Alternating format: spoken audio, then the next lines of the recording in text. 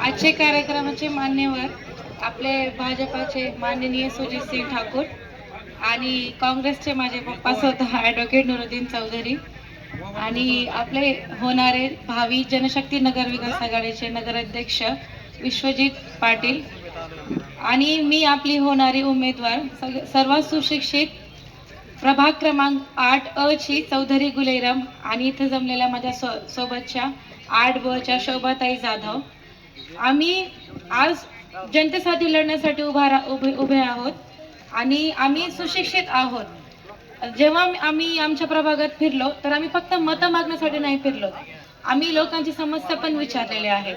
तर लोकांनी आम्ही फक्त मत नाही मागितलीत, त्यांच्या समस्या पण विचारलेत, कारण की पुढे जर आम्ही इथे निवडून आलो तर त्यांच्या समस्या काय आहेत, आम्हाला त्यांच्या समस्या काय इथं सुधारून द्यायच्या आहेत त्याचा आम्ही विचार केलेला आहोत।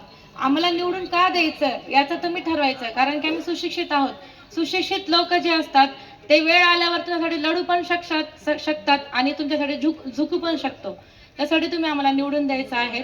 आम्ही जेव्हा इथे फिरलो तर लोकांनी आम्हाला काही त्यांच्या समस्या सांगितल्यात। आपल्याकडे एकही परंडा तालुक्यात सार्वजनिक शौचालय नाही, जे एक होतं तेही बंद होतं, तर ते आपल्याला चालू करायचे आहेत महिलांसाठी आणि पुरुषांसाठी।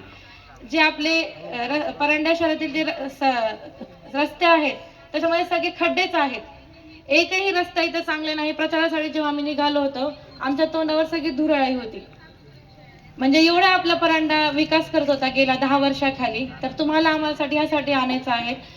आणि महिला सुरक्षा आणि परांड्याचं जे वातावरण आहे ते आपल्याला बदलायचं आहे, त्यासाठी तुम्हाला सुशिक्षित लोकांच्या हातात सत्ता द्यायची आहे।